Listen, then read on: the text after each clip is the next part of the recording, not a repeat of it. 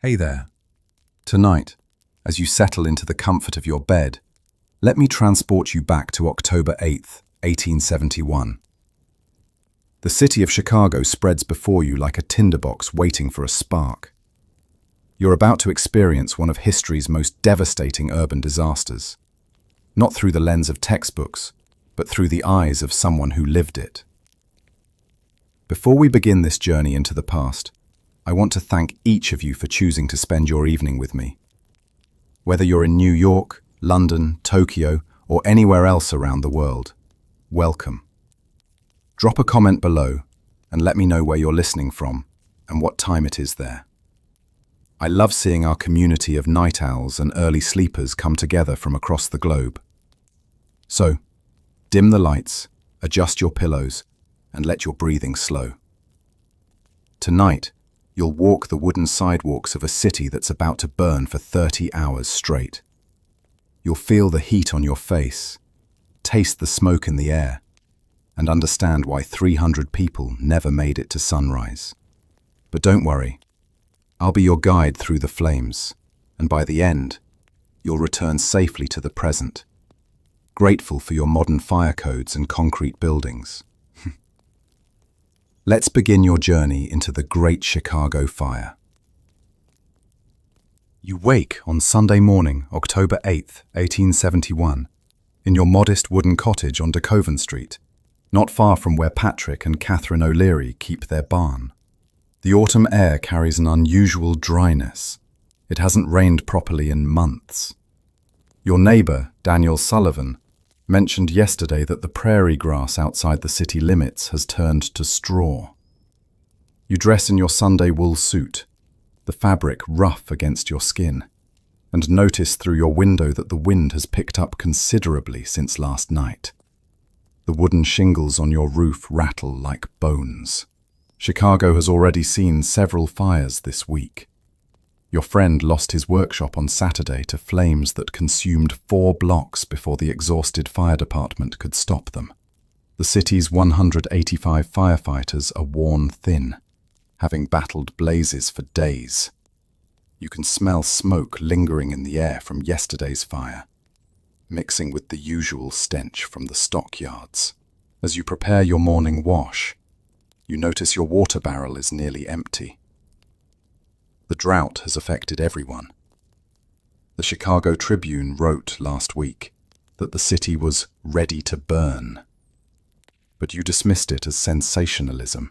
Now, standing in your timber-framed house, surrounded by wooden furniture, wooden floors, and tar paper roof, you begin to understand their warning. Tonight, everything will change, though you don't know it yet. For now, you simply notice that your coffee tastes of ash, and the morning light seems oddly orange through the dusty air. By 9 in the evening, you're settling down after Sunday dinner when you hear the fire bells, again. This time it's different though. The bells don't stop. They keep ringing, urgent and chaotic, not in the measured pattern that indicates location. Your neighbor, Mrs. Murphy, rushes past your window, her 5 children trailing behind like ducklings. "Fire's got the O'Leary barn!" she shouts. You know that barn. It's barely 3 blocks away, filled with hay for the 5 cows the O'Learys keep. In this drought, hay burns like gunpowder. You step outside, and immediately the southwest wind slaps your face with unexpected force. Gusts near 60 miles per hour. Looking toward Deconstructing Street, you see an orange glow painting the wooden houses. The fire has already jumped from the barn to the neighbor's shed. You watch a burning shingle lift into the air like a demonic butterfly, carried by the wind toward more wooden roofs. The local fire company arrives, but they're at the wrong location. Someone gave them the wrong address. By the time they correct their mistake, the fire has claimed a full block. You notice something terrifying. The wind is blowing the flames northeast, directly toward the heart of Chicago's business district. The lumber yards, the furniture factories, the wooden sidewalks that connect every building like fuses, they all lie in the fire's path. Your mouth goes dry as you realize this won't be like Saturday's fire. This one has the wind as its ally. You hurry back inside to gather your most precious possessions, hands trembling as you calculate how much time you have. The fire is moving faster than a man can run. Through your window, you watch it devour Ewing Street, then Taylor Street, consuming homes like a giant beast feeding on matchsticks. Your neighbor, old Thomas Byrne, refuses to leave his house. Survived worse in Ireland, he mutters, wetting down his roof with buckets. Within an hour, his confidence will kill him. You stuff important papers into a leather satchel, your citizenship documents, the deed to your small plot, your mother's last letter from Germany. The photograph of your late wife goes in next, wrapped in cloth. Money, hidden under the floorboards, $40 representing 2 months' wages. Outside, the street has transformed into chaos. Families drag trunks through the dirt, children cry, horses rear in terror. The fire has reached the planing mills now, where thousands of board feet of dried lumber wait like an offering. The explosion when it catches sounds like artillery. Windows shatter 3 blocks away from the heat alone. A woman runs past carrying a canary cage, the bird already dead from smoke. You see Patrick O'Leary himself, tears streaming down his soot-covered face, helping neighbours escape while his own barn continues to burn. The rumour spreads like the fire itself. His cow kicked over a lantern while being milked. True or not, blame needs a target, and the Irish O'Learys are convenient scapegoats. The decision to flee north seems logical until you reach the first bridge over the Chicago River's South Branch. Hundreds of people have had the same idea, creating a human traffic jam on the wooden structure. The bridge groans under the weight.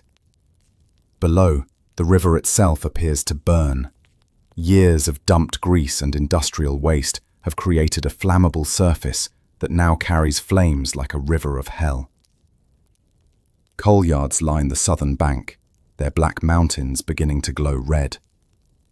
A child drops her doll over the side, and it incinerates before hitting the water. The heat from below makes the bridge's wooden planks smoke. People push, shove, screaming scream. A man falls, and the crowd surges over him. You help pull him up, his face bearing boot prints. Behind you, the fire has reached Conley's Patch, the Irish shantytown built from scrap lumber and tar paper. It burns like it was designed to. Screams echo from those who waited too long, trapped in narrow alleys between buildings. The fire department's steam engines arrive at the bridge's south end, but they can't get through the fleeing crowds. "Move aside!" the fire chief bellows. But panic has made the mob deaf. You finally cross after 20 minutes that feel like hours. Looking back, you see the bridge itself has caught fire, trapping dozens on the wrong side. Some jump into the polluted river, choosing drowning over burning.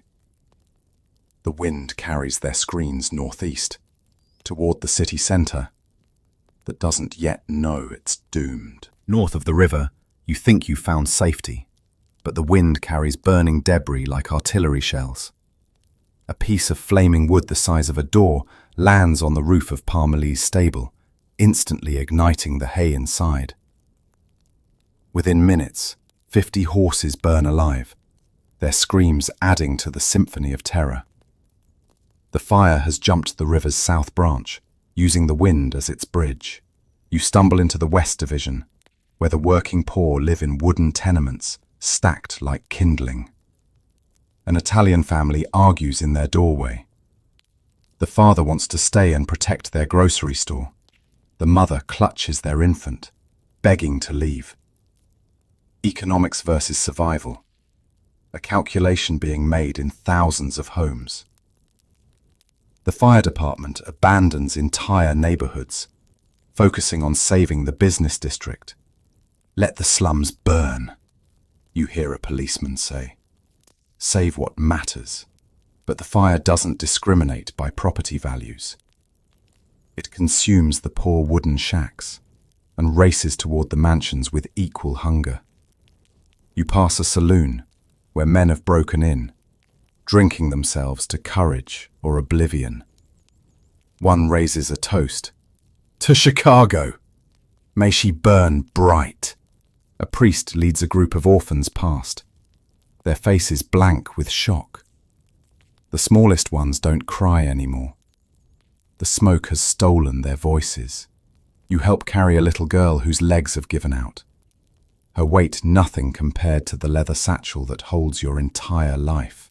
The temperature rises with each block as the fire creates its own weather system. A tornado of flame reaching into the night sky. The fire reaches the business district around midnight, and you watch Chicago's prosperity turn to ash. The Tribune building, that massive fireproof structure, burns from the inside out when fire enters through its wooden window frames and tar roof. Fireproof meant stone walls, but everything inside, wooden floors, furniture, papers, creates an inferno within stone ovens. The heat shatters the Tribune's windows, and burning papers flutter out like hell's confetti, each one spreading fire wherever it lands. You recognize fragments, yesterday's news about grain prices, advertisements for miracle cures, wedding announcements for couples who might already be dead. The Nevada hotel collapses in a shower of sparks, its 5 stories pancaking into rubble. A man near you counts on his fingers. My brother was staying on the 3rd floor. The counting stops. There's nothing to say. The Board of Trade building, where fortunes were made daily, burns like a giant torch. Years of grain dust in its rafters explode in purple flames. You remember reading that grain dust could be explosive, but seeing it illuminate the night sky like fireworks makes the chemistry lesson horrifically real. A banker runs past in his nightshirt, clutching worthless papers, contracts, deeds, bonds, all legal proof of wealth that will mean nothing by morning. The fire has democratized Chicago in the cruelest way possible. Rich and poor alike flee with whatever they can carry, their social distinctions erased by soot and terror. You reach Washington Street, where the city's wealthy shopping district transforms into a funeral pyre for merchandise. Field and Leiter's department store, 6 stories of the finest goods from around the world, burns like a Viking longship. Through the shattered windows, you glimpse mannequins melting, their wax faces sliding off in grotesque masks. Silks from China ignite in rainbow colors. Furs from Canada create toxic smoke that makes people vomit. A woman beside you weeps, not for the goods, but for her sister, who worked the night shift doing inventory. The marble facades crack like gunshots from thermal shock. Stone that seemed eternal splits and falls, crushing anyone too close. You learn that stone buildings are death traps. They don't burn, but they become kilns that roast anyone inside. And when they fall all at once. The Crosby Opera House, pride of Chicago's culture, collapses with a sound like the earth breaking.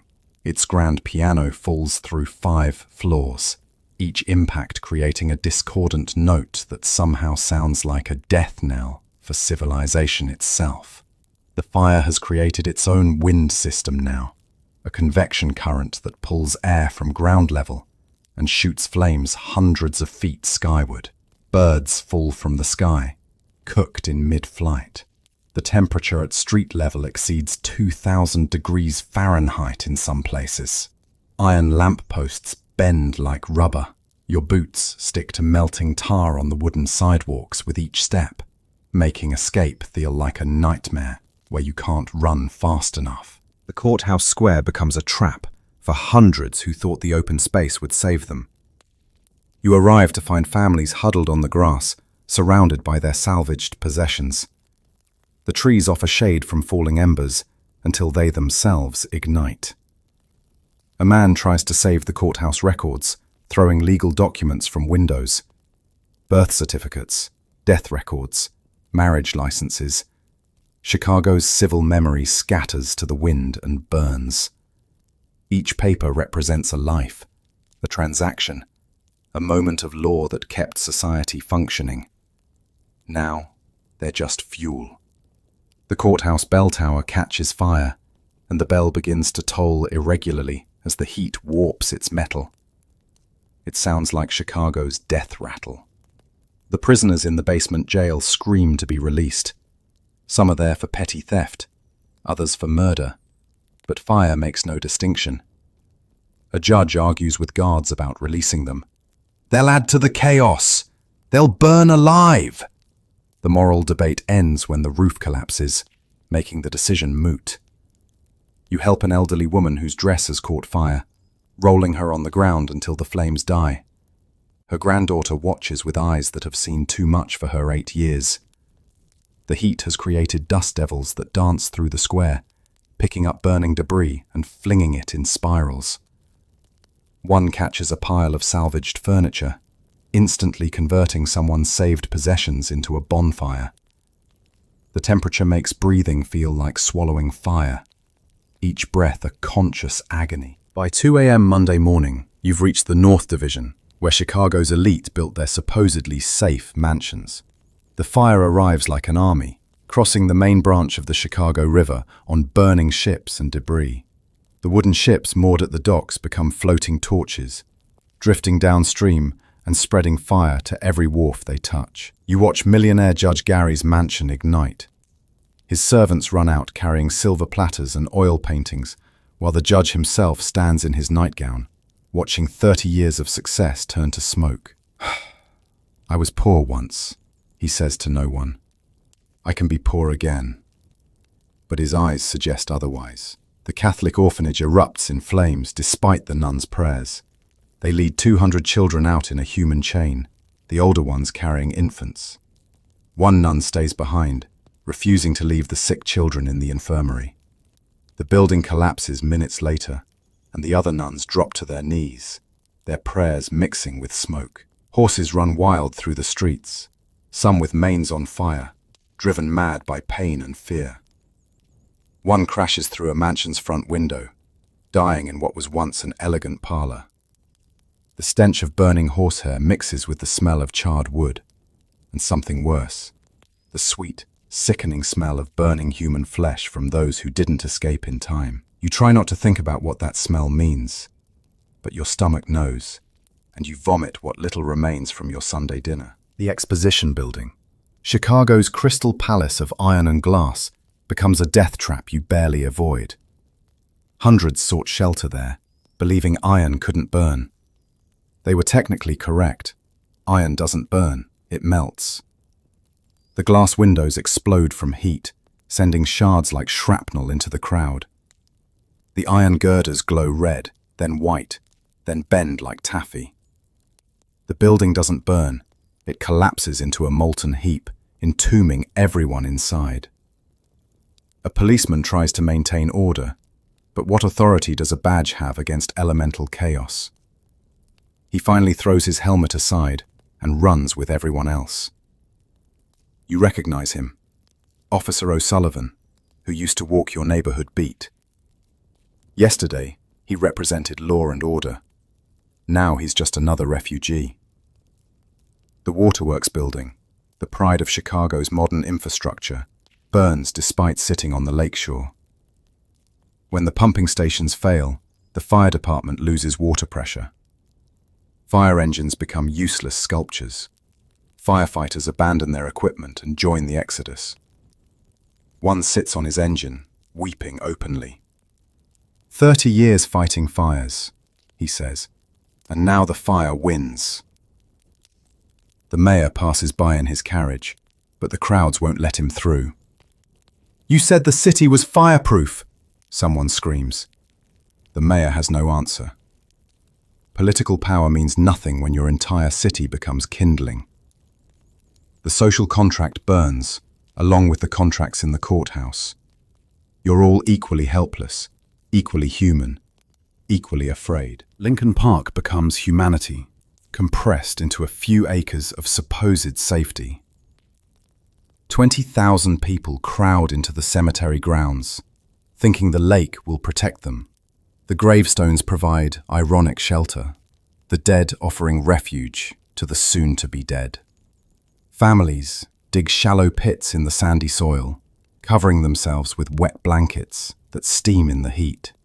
Children scream as the blankets become too hot to touch, but removing them means exposure to air that burns lungs. You help a pregnant woman lower herself into a freshly dug grave, the symbolism too obvious and horrible to acknowledge. Her labor pains have started, brought on by terror and exhaustion.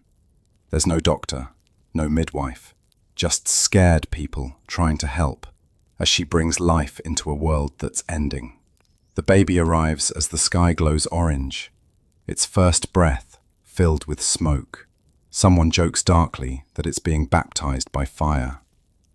The wooden grave markers ignite one by one, like birthday candles on hell's cake.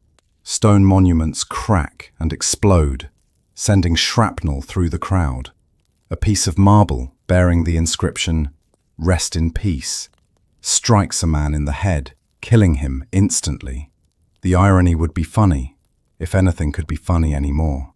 The lake water, your supposed salvation, is now too hot to touch near shore, heated by falling debris and the inferno's radiant energy.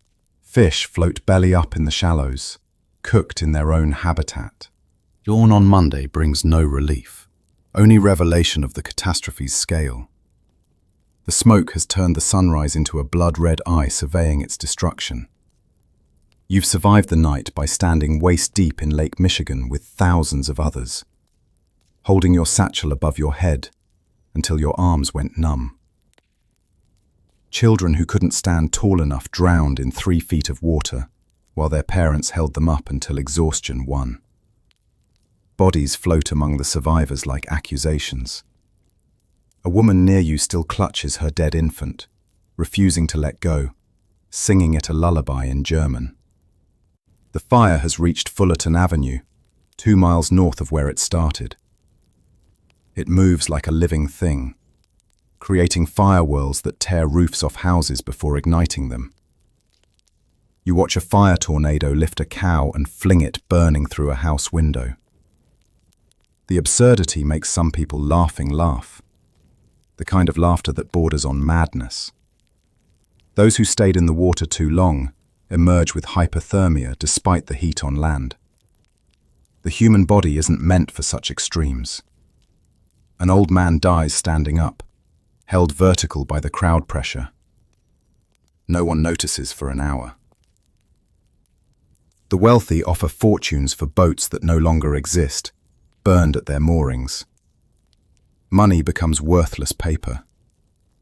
A society built on commerce discovers that fire doesn't honor banknotes. Your satchel, so carefully protected, seems suddenly ridiculous. What good are property deeds when the properties no longer exist? The rain finally comes Monday night, but it arrives like a mockery, a light drizzle that would have prevented everything if it had come a day earlier.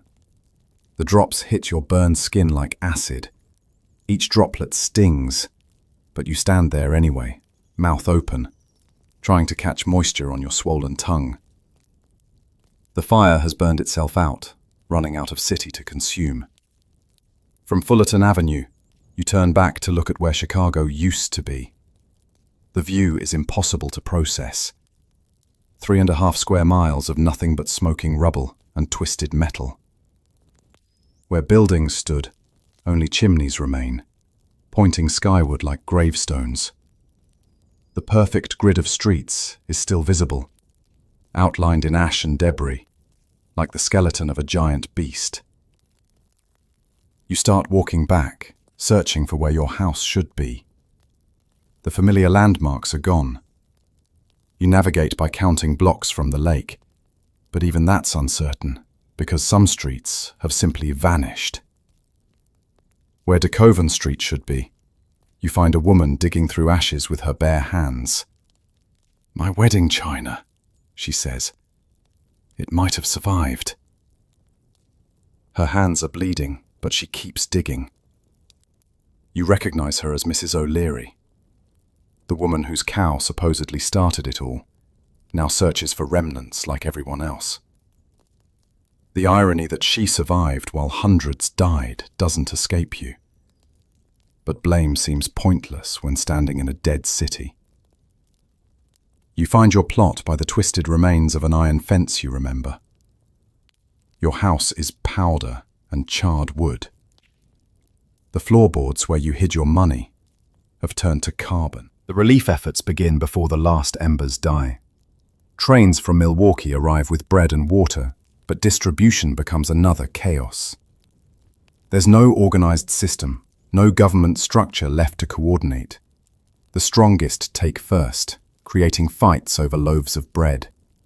You watch a man beat another unconscious over a tin of crackers. Civilization is a thin veneer, you realize, easily burned away. The army arrives to establish martial law. General Sheridan, the Civil War hero, surveys the damage and declares it worse than Atlanta's burning. Soldiers patrol with rifles, authorized to shoot looters, though there's nothing left to loot. The safes that survived the fire become targets. Some are still too hot to touch, but desperate people try anyway, leaving skin on metal. A banker opens his fireproof safe to find everything inside incinerated. The safe became an oven, cooking its contents to ash. The documents proving who owns what, who owes whom, all gone. Chicago's economy has literally gone up in smoke. Temporary shelters spring up in the parks. Churches that survived on the city's outskirts open their doors, but there are 100,000 homeless, and only floor space for thousands. Families camp in the open, despite October's chill. Children who haven't eaten in 2 days fight over scraps. You give your last bit of salvaged bread to a boy who reminds you of a nephew you once had. The boy doesn't thank you. Gratitude is a luxury the traumatized can't afford. The stories of survival emerge as people gather in relief camps. Each tale is a thread in the tapestry of horror. A woman saved her children by burying them in sand at the beach while she stood guard, her dress catching fire 3 times. A man survived by climbing into a water tower, sharing the space with dozens of rats that had the same idea. The rats, he says, were polite company compared to the humans fighting for space below. You meet a telegraph operator who stayed at his post, sending messages until the office burned around him. His last transmission: Chicago burning. Send help. God save us.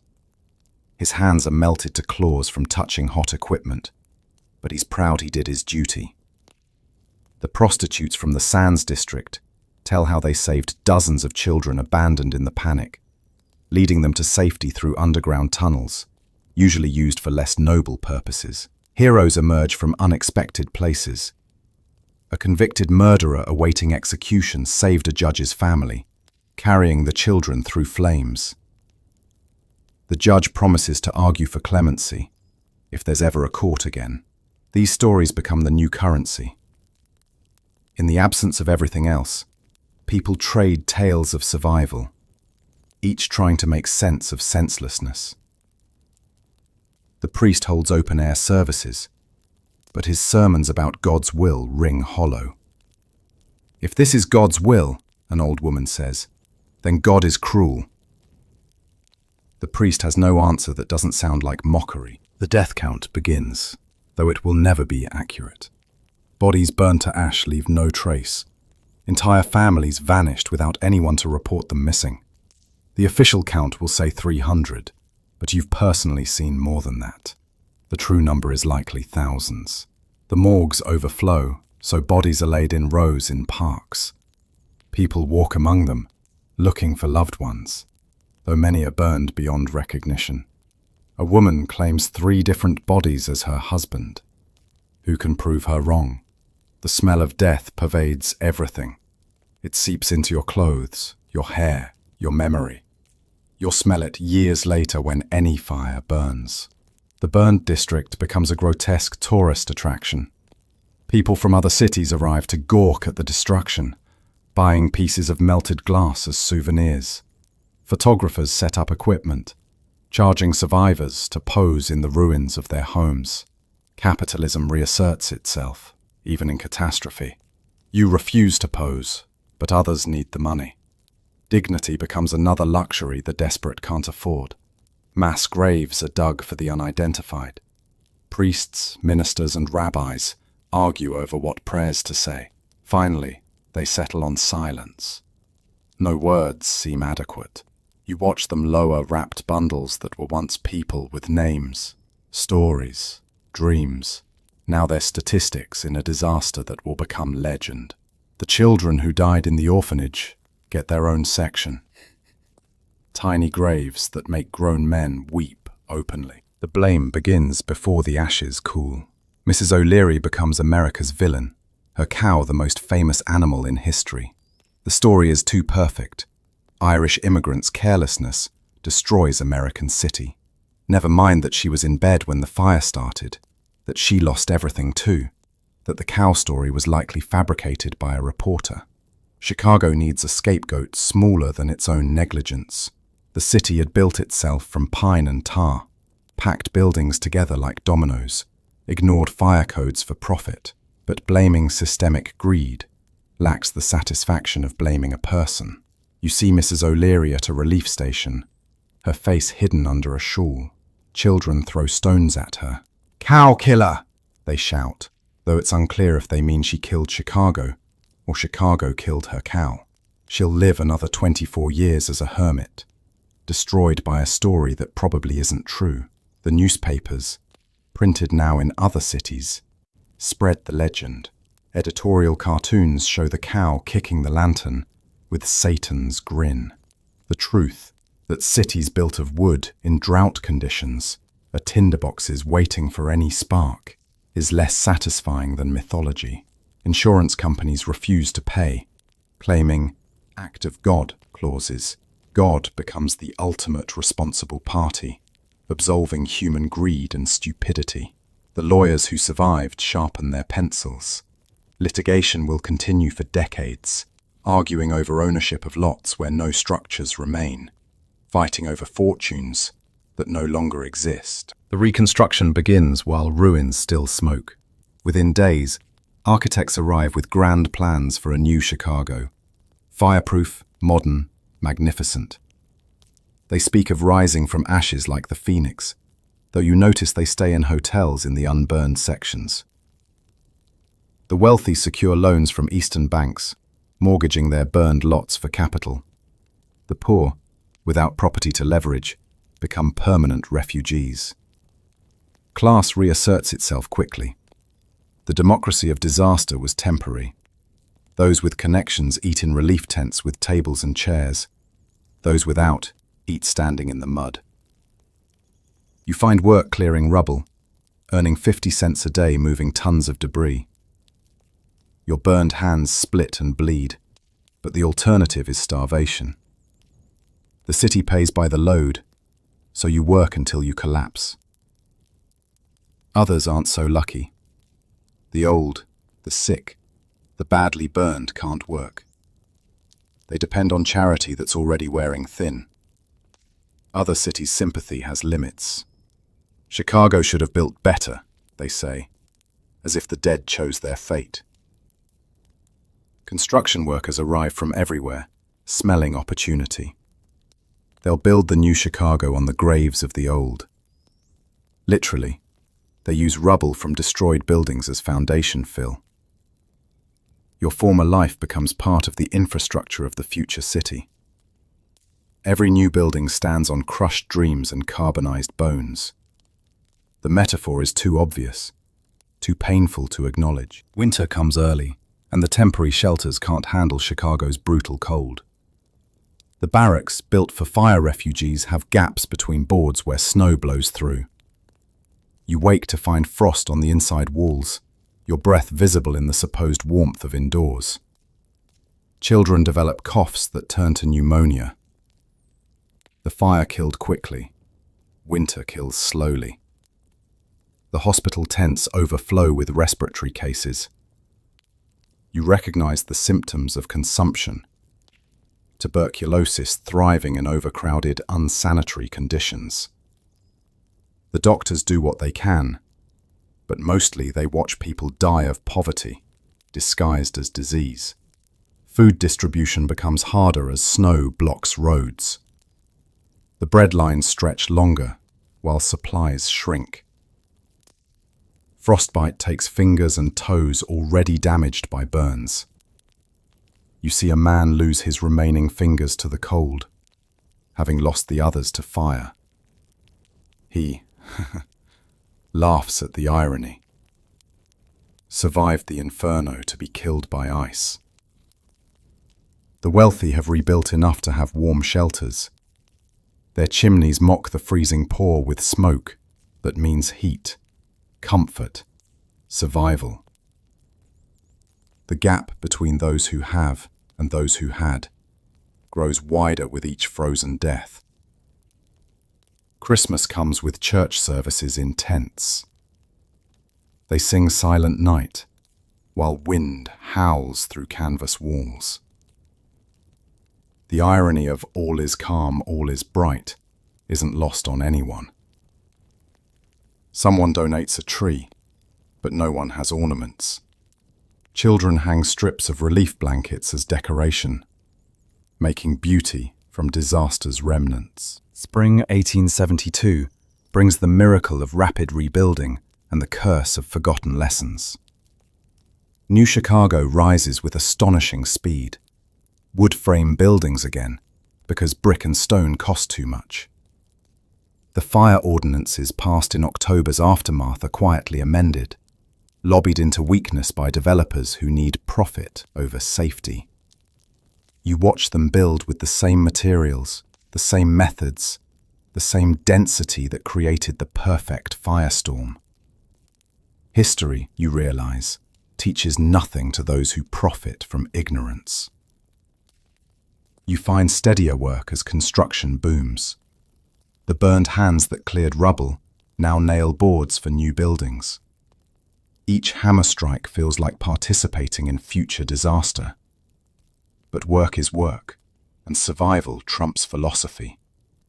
The newspapers celebrate Chicago's resilience, its refusal to die. The Phoenix City, they call it, though phoenixes are mythical, and Chicago's resurrection is built on very real graves. Property disputes clog the courts. Without records, ownership becomes memory versus memory, lie versus lie. Men claim lots they never owned. Widows lose inheritances they can't prove. Justice becomes another casualty of the fire, replaced by whoever can afford better lawyers. You testify in one case, swearing you remember where property lines were. Your testimony is worthless against a rich man's paid witnesses. The judge, himself a fire survivor who lost everything, rules for whoever can rebuild faster.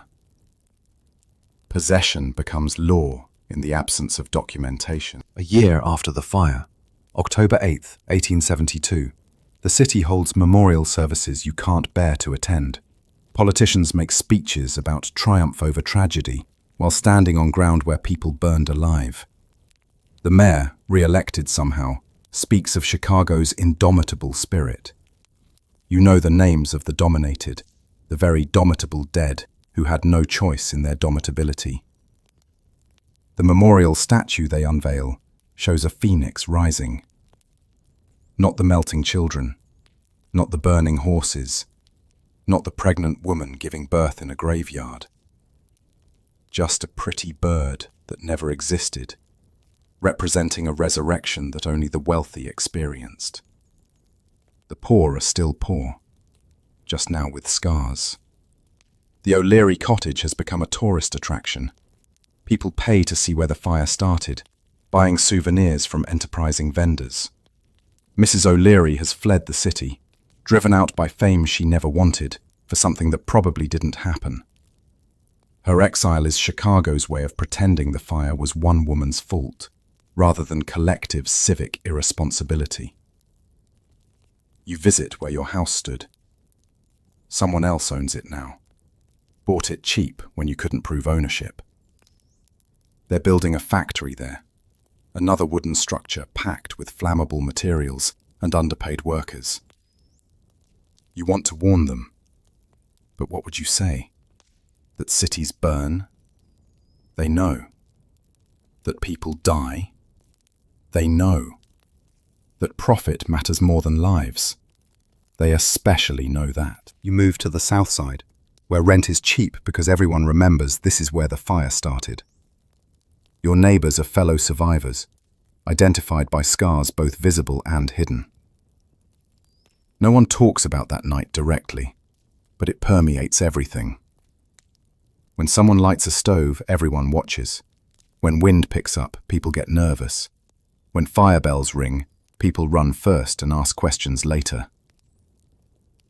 The communal trauma binds you in ways happiness never could. The woman upstairs lost 3 children. The man next door saved 12 strangers but couldn't save his wife. Everyone has a story they don't tell, but everyone knows. The children who survived are different now. They play games where buildings burn and people die. Their dolls have funerals. They know too much about how quickly safety becomes chaos. You see them flinch when adults light cigarettes. Some won't sleep without checking for exits first. 8-year-olds with escape plans are heartbreaking testimonies to education by disaster. Work continues on rebuilding, but you notice the shortcuts. Builders use cheaper wood, skip fire breaks, pack buildings tighter to maximize land use. The fire inspectors, overwhelmed and underfunded, can't check everything. Some are bribed to not check anything. You report violations, but no one listens to a laborer with burn scars. The city has decided to forget in order to prosper. Memory is bad for business. The newspaper arrives with a special edition. Chicago rebuilt, triumph over tragedy. The photographs show gleaming new buildings, prosperous streets, smiling faces. They don't show the South Side tenements where survivors pack into fire traps. They don't show the orphanages overflowing with children whose parents died. They don't show Mrs. O'Leary, wherever she hides from her infamy. The article claims only 300 died, a number everyone knows is fiction, but accepts because the truth would damage property values. You keep your own count. 37 people you knew personally, gone. Multiply that by every survivor, and the real number emerges. But real numbers don't sell newspapers or attract investors. The city needs the myth of minimal loss, maximum recovery. The stockyards have rebuilt bigger than before. The slaughterhouses run day and night, feeding America's hunger for meat. The wooden structures, soaked in blood and grease, are even more flammable than before. You work there briefly, but quit when you see they've removed fire exits to fit more equipment. The manager calls you a coward. You show him your scars. He's not impressed. Everyone has scars now. They've become so common, they're meaningless. The city has normalized disaster, integrated it into daily life. Survival is no longer special. It's expected. Those who didn't survive are forgotten, their absence filed under acceptable losses in capitalism's ledger. July 1874 brings another fire, smaller but proving nothing was learned. 16 blocks burn before rain stops it.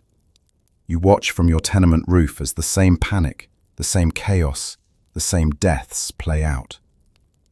The newspapers call it unfortunate but isolated. You call it inevitable. The buildings that burn are the ones rebuilt quickly and cheaply after the Great Fire. They burn faster than the originals, being made of inferior wood and assembled hastily. Insurance companies, having learned their lesson, refuse coverage in poor neighborhoods. Fire becomes a poor person's problem exclusively. The wealthy have their stone mansions with private fire brigades.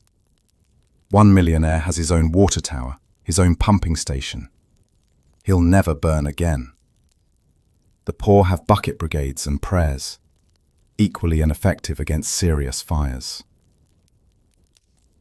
The fire department, rebuilt and reorganized, does its best with insufficient resources. The firefighters are heroes, but heroism can't overcome physics when everything is built to burn. You help fight the July fire, joining the bucket brigade from muscle memory. Your burned hands remember the weight of water, the futility of small actions against large disasters. A child dies in this fire, trapped in a building that shouldn't have been built, that wouldn't have been built if anyone had learned anything.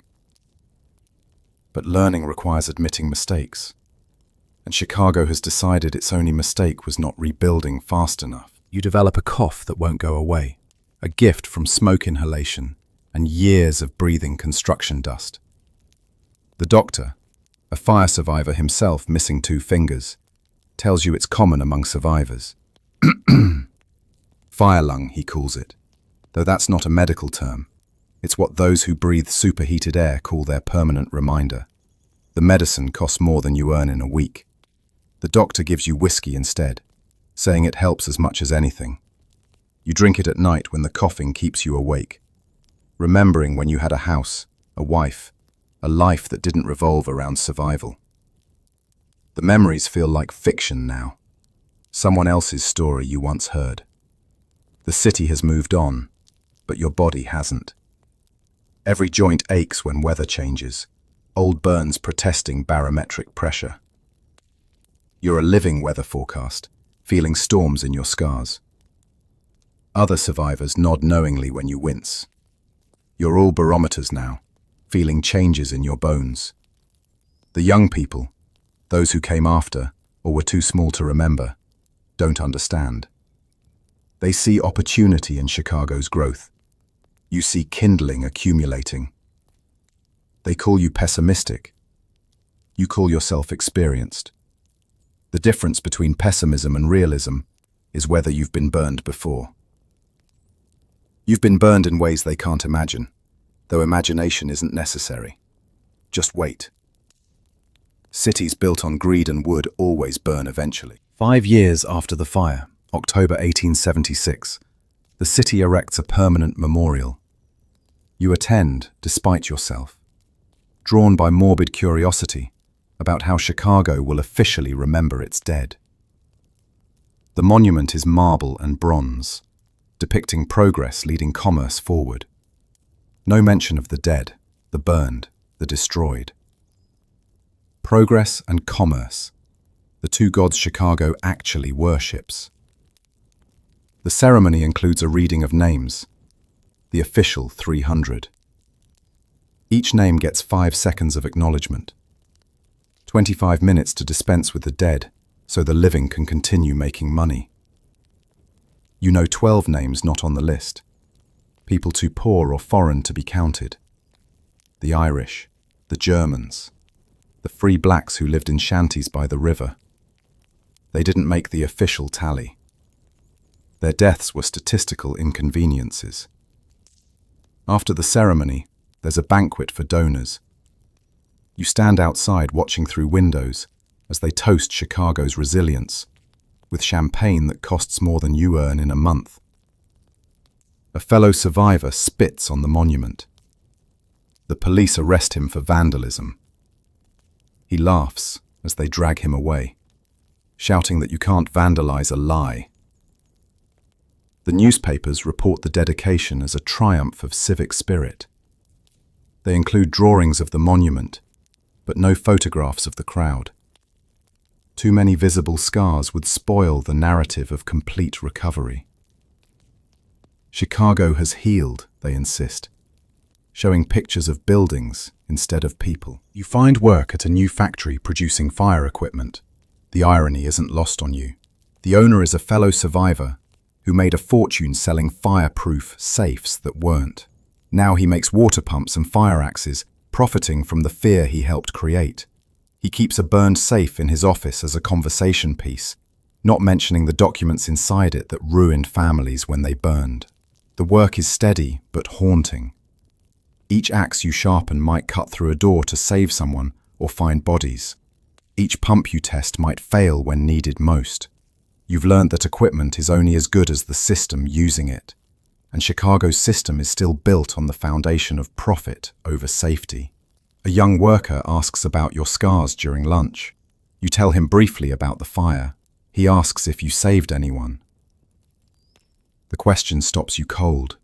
You helped some, watched others die, made choices about who to assist based on calculations you can't explain. Everyone who survived made these choices. Heroism and cowardice were separated by seconds and inches. You tell him you did what I could. He seems disappointed, expecting tales of dramatic rescue. The truth is that survival was mostly luck, and luck doesn't make good stories. The heroes, the real ones who ran into flames for strangers, are mostly dead. Heroism and survival were often mutually exclusive. The presidential election of 1876 brings politicians through Chicago, each claiming they'll prevent future disasters. They stand on platforms built from the lumber of rebuilt Chicago, making promises as flammable as the wood beneath their feet. One candidate tours the burned district, now mostly rebuilt, declaring it proof of American resilience. You're in the crowd, close enough to see he's never known hunger, never smelled his own flesh burn, never chose between saving possessions or people. His smooth hands gesture at buildings while ignoring the scarred hands that built them. He promises federal fire prevention funds. The crowd laughs bitterly.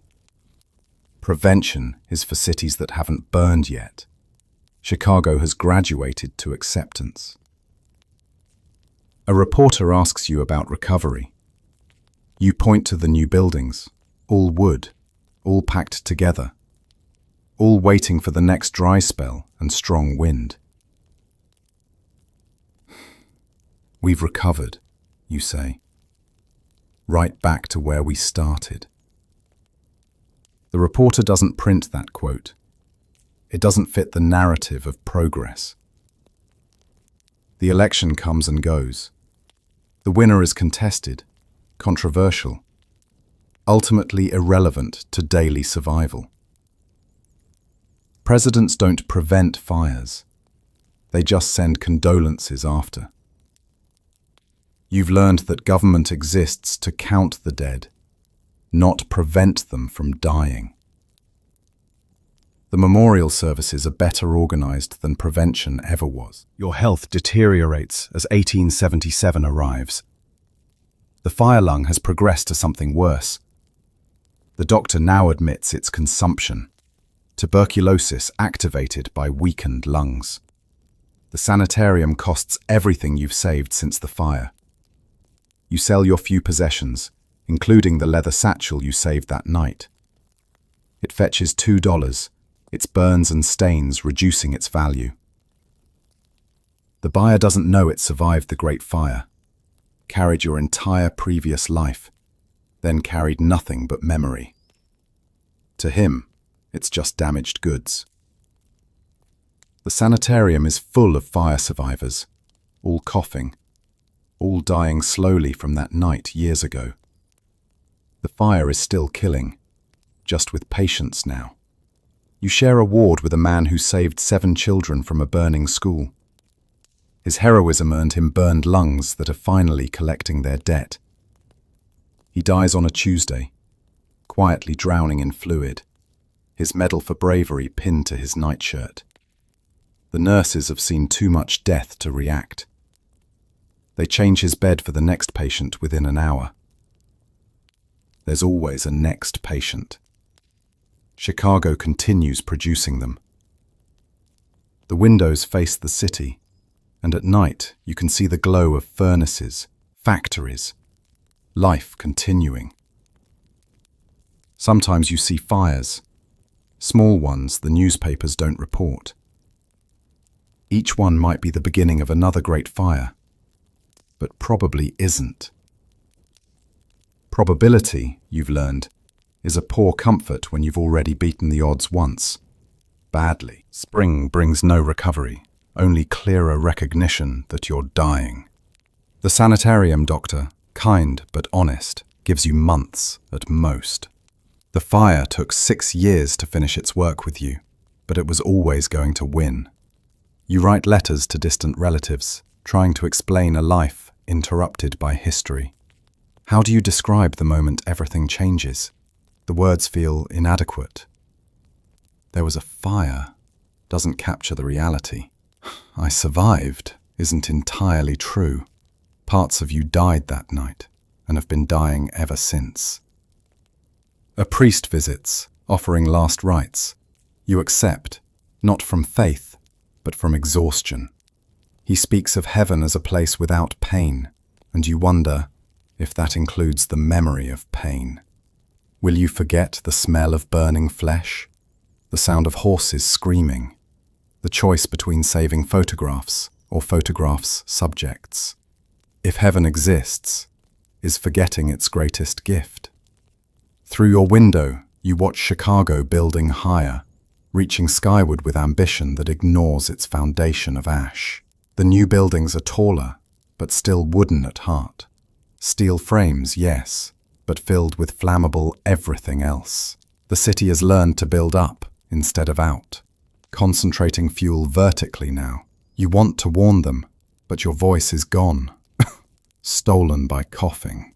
Besides, cities don't listen to dying men in sanitariums. They listen to architects and investors, people who build, rather than those who've seen buildings burn. October 8th, 1877, 6 years since the fire. The city celebrates its resurrection with parades and speeches. Through your sanitarium window, you watch fireworks, each explosion reminding you of grain dust detonating, of windows exploding, of the world ending in light.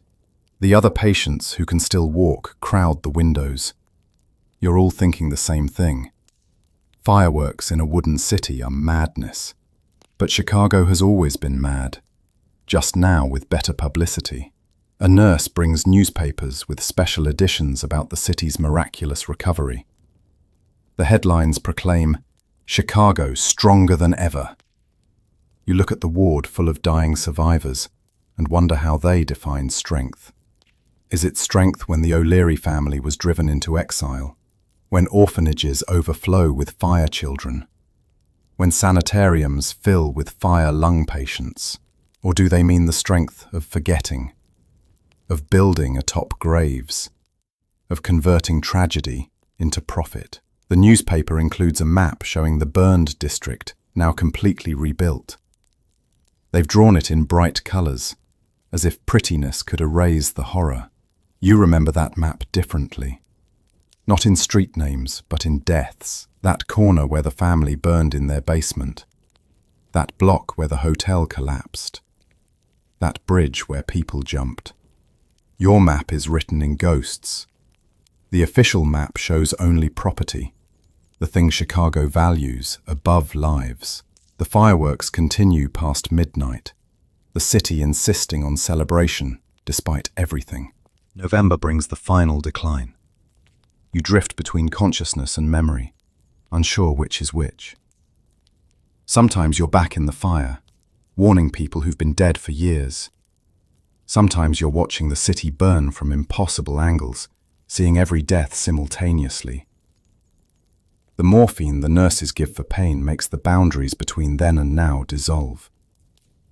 A young nurse, born after the fire, asks what it was like. You try to explain, but end up describing hell, which might be the same thing. She thinks you're delirious, but you're actually more lucid than ever. The fire stripped away civilization's pretenses, revealed humanity's core. Some brave, some cruel. Most just frightened animals trying to survive. She doesn't understand that every social contract, every moral principle, every civilized behavior is just agreement that vanishes at 2000 degrees.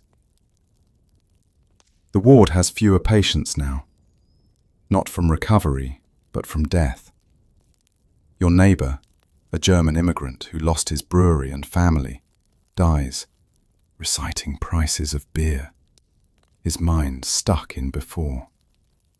The woman across from you, who saved her employer's children but not her own, dies, asking forgiveness from ghosts. You're all dying from the same thing, just calling it different names. The fire didn't kill you immediately, but it marked you for death, and it's finally collecting. December 1877. Snow falls on Chicago, covering the city in white that hides its scars. From your bed, barely conscious now, you watch it through the window, nature's bandage on an ugly wound. The snow doesn't care about property lines, doesn't distinguish between rich and poor districts. It falls equally, the only democratic force in a city built on inequality. You think about the snow that fell that first winter after the fire, how it felt on your burned skin, how it covered the rubble and made the destroyed city beautiful again, briefly.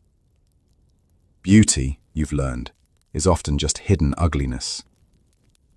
The new Chicago is beautiful from a distance, ugly up close, where you can see the hasty construction, the ignored fire codes, the poverty that rebuilds in wood because stone costs too much.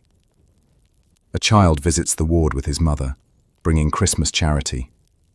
He's afraid of the patients, our scarred faces and rattling breath.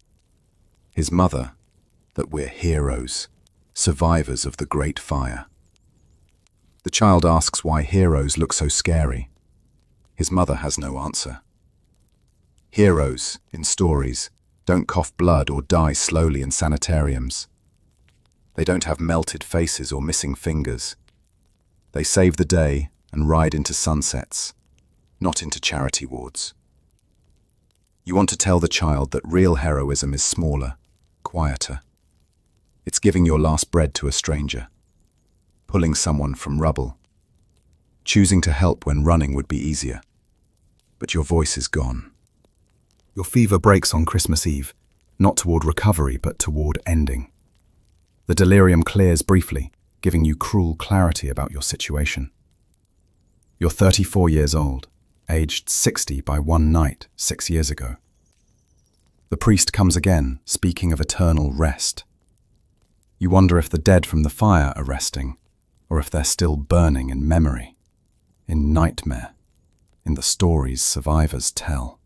The ward is decorated with paper chains made by orphans.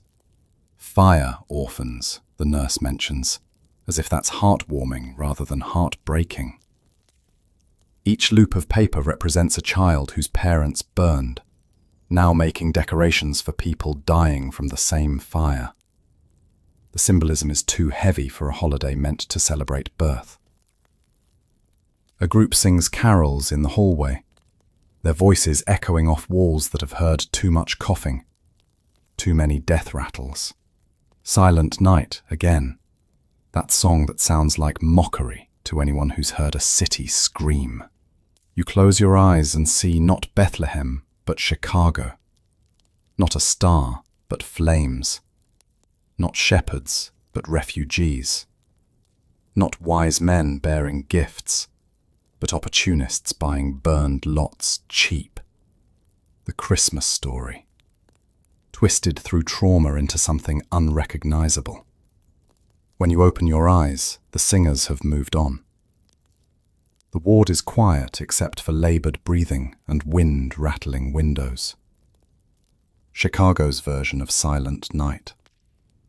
The silence of the dying, punctuated by sounds of the city rebuilding itself into the same disaster. Christmas Day, 1877. You wake knowing it's your last. The knowing is peaceful, like recognizing an old enemy who's finally won. The nurse props you up so you can see out the window one final time. Chicago spreads before you, rebuilt and rebuilding, chimneys smoking, life continuing its urgent business of forgetting. You see a fire wagon racing through the streets and feel a flutter of old panic, but it passes. Small fires don't matter anymore. You're beyond caring about anything that burns except memory. And memory burns eternal. The morphine makes everything soft-edged, even the pain. You float between sleeping and waking, between living and dying, between Chicago and nowhere. In your clearer moments, you think about the leather satchel you carried through the fire, now sold for $2. It survived when so much didn't, just like you. But surviving isn't the same as living. You've been a ghost since October 8th, 1871, just taking 6 years to stop moving. The doctor comes, takes your pulse, shakes his head. He's seen too many fire deaths to be surprised.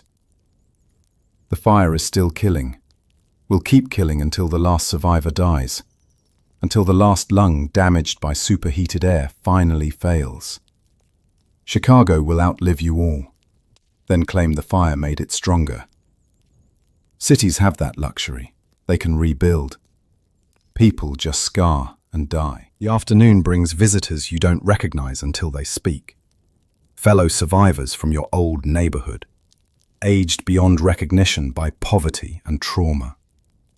They've come to say goodbye, understanding through the network of scars that you're leaving. One brings a piece of melted glass from the fire, keeps it as a reminder. So we don't forget, he says, though forgetting would be mercy. They share updates on other survivors. Who's dead, who's dying, who's still fighting. The list of dead grows longer each visit. Mrs. Murphy, who fled with her 5 children that night, lost 3 to consumption since. Thomas Burns' widow, the one who watched him die defending his house, threw herself in the river last month. The O'Leary family has disappeared entirely, erased by blame. Each update is another echo of that night, ripples still spreading through lives. They don't stay long.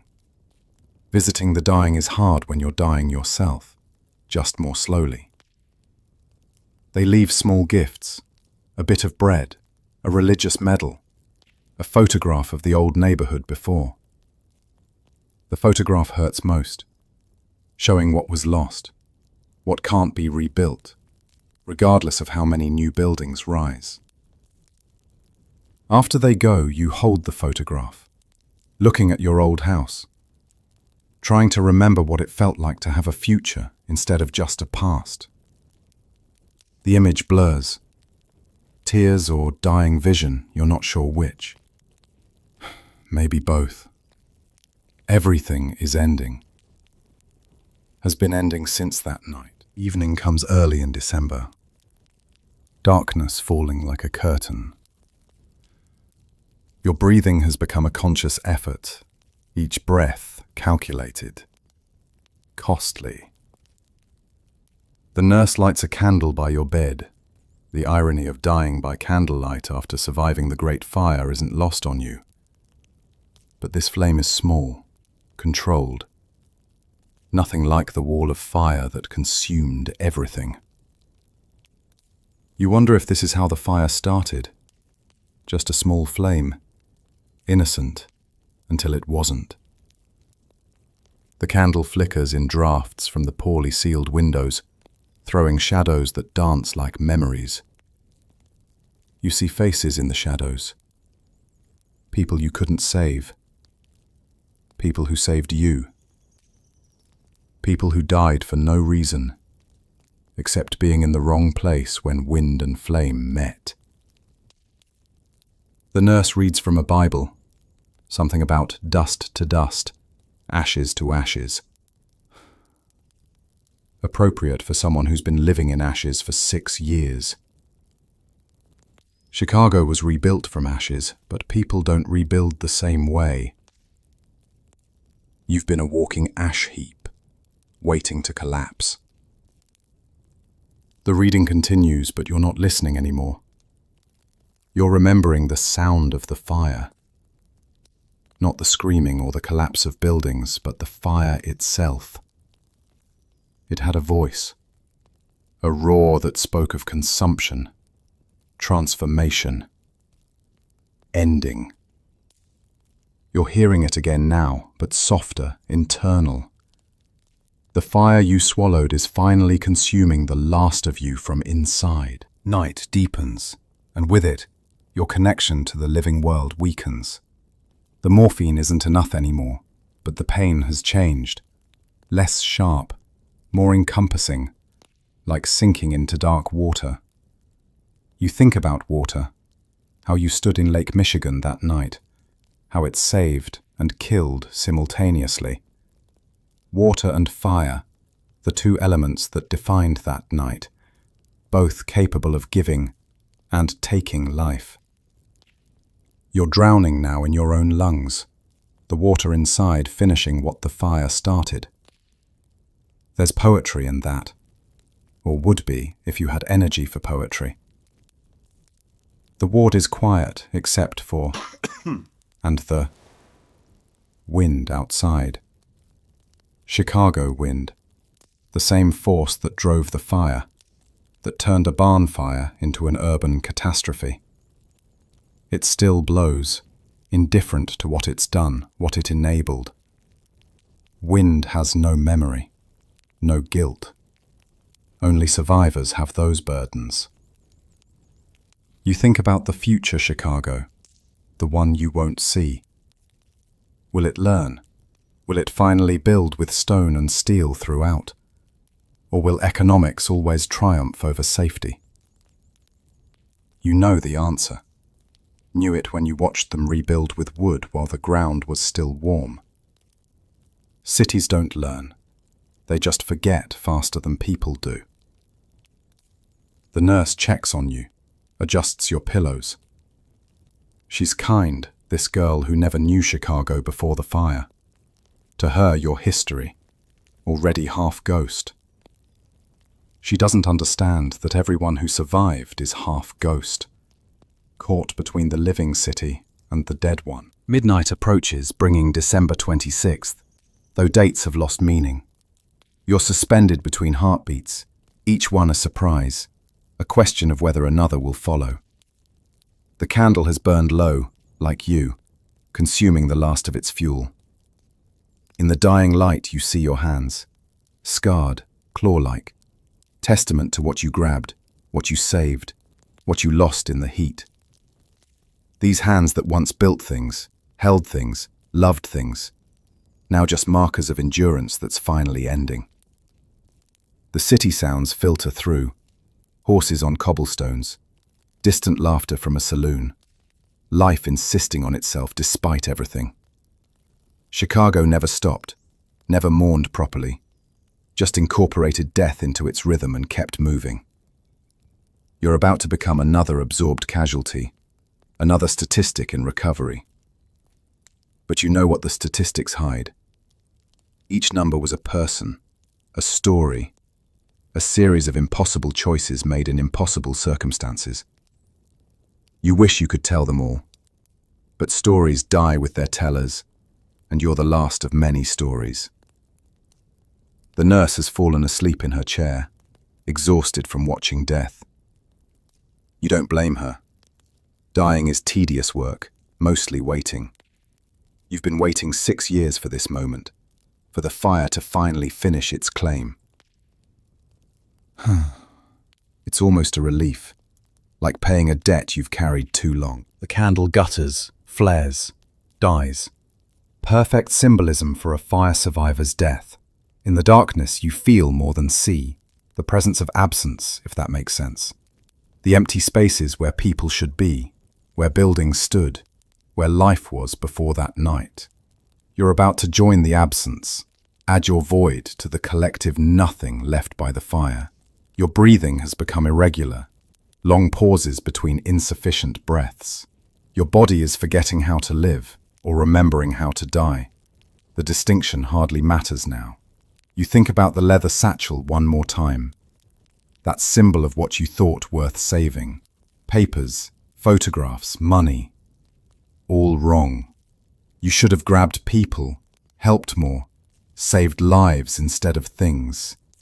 But everyone made wrong choices that night, choosing property over people until the heat made choosing impossible. That's the lesson Chicago refused to learn. Property is temporary, replaceable. People aren't. But cities value what can be rebuilt, not what's lost forever. The darkness is complete now, internal and external. You're becoming part of the night, part of the absence, part of the great nothing that swallowed 300 or 3,000 souls. The number doesn't matter anymore. Each death was complete, total, everything to someone. Yours is about to be complete too. 6 years in the making. Your heart stutters, stops, starts, stops longer. This is it. The ending you've been moving towards since October 8th, 1871. You're not afraid. Fear burned out of you that night along with everything else. What's left is just tired acceptance, maybe even gratitude that it's finally over. In these last moments, you don't see a tunnel of light or angels or any of the things priests promise. You see Chicago burning, always burning, forever burning in memory. But now the memory doesn't hurt. It just is, like breathing was, like living was. The fire becomes everything, past, present, future, collapsed into one eternal flame. You understand finally that you never escaped the fire. None of the survivors did. You've all been burning ever since, just slowly, internally, privately. Chicago rebuilt itself, but you've been cremating by degrees for 6 years. The last heartbeat is softer than expected, a whisper rather than a bang. Fitting for someone whose life was interrupted mid-sentence by history. You don't get to finish your story. It ends like everything ended that night, suddenly, and without proper conclusion. The nurse will find you in the morning, another fire casualty to add to the uncounted toll. The city will continue its resurrection, built on the ashes of people like you, who paid the price for progress. From the perspective of the nurse finding you. Morning of December 26th, 1877. She finds you at dawn, knowing before checking for pulse that you've gone. Another fire ghost finally laid to rest. She's young, this nurse, born after the fire, but she's seen enough of you survivors die to understand the pattern. The fire never really stopped killing. It just slowed down, took its time, collected its victims over years instead of hours. She closes your eyes, noting how peaceful you look. The first peace you've probably known in 6 years. The ward routine continues around your still form. Death is too common here to stop productivity. She collects your few possessions, the photograph, the melted glass piece visitors left, a Bible you never opened. Not much to show for a life, but then again, you lost everything once and never really started collecting again. The doctor comes, pronounces what's obvious, signs papers that will list cause of death as consumption, not fire. The statistics will lie again, separating you from the disaster that killed you as surely as if you'd burned that night. She prepares your body, washing away the last soot that seemed embedded in your skin. Even in death you carry the fire's mark. The scars will go with you to the grave, permanent reminders that some things can't be washed away, can't be rebuilt, can't be forgotten even in death. December 27th, 1877. They bury you in a mass grave with other sanitarium deaths, economy in death as in life. 5 coffins lowered together, all fire survivors, though the records won't say so. The cemetery is the same one where people sheltered during the fire, where gravestones provided ironic protection. Now you're under those stones, full circle from that terrible night. 3 mourners attend. The nurse, a fellow survivor from the ward who's well enough to walk, and surprisingly, a reporter.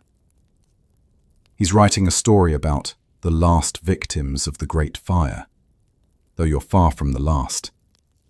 People will die from that night for decades to come, in ways the city refuses to acknowledge. The priest rushes through the service. It's cold, and he has other burials today.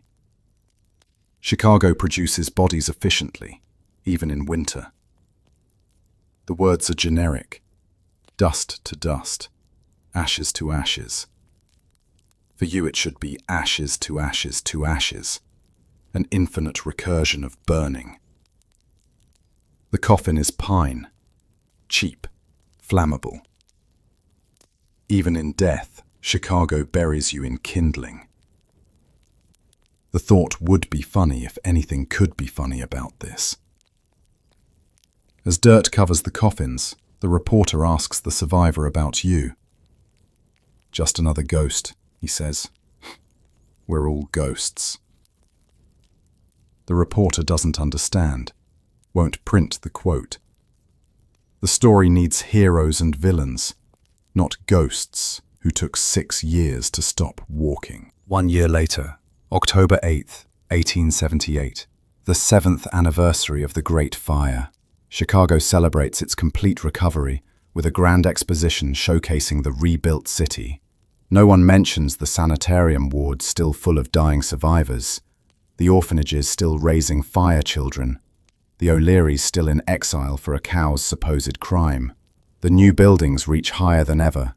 Steel frames with wooden everything else, glass windows that will explode in heat, tar roofs that will melt and burn. The city has learned to build taller disasters, not prevent them. Property values have recovered, even exceeded pre-fire levels. This is what Chicago calls success. A new generation is being born that won't remember the fire directly, will know it only as history, as story, as the thing that made Chicago stronger. They won't know about you, about the thousands who died slowly, about the choices people made in the heat. History simplifies, celebrates, forgets the inconvenient dead. The memorial still stands, progress and commerce leading the way forward, but flowers are no longer laid. The past is past, the dead are dead, and Chicago has business to conduct. Your grave is unmarked now, grass grown over, indistinguishable from the earth around it. You've become part of Chicago's foundation, literally.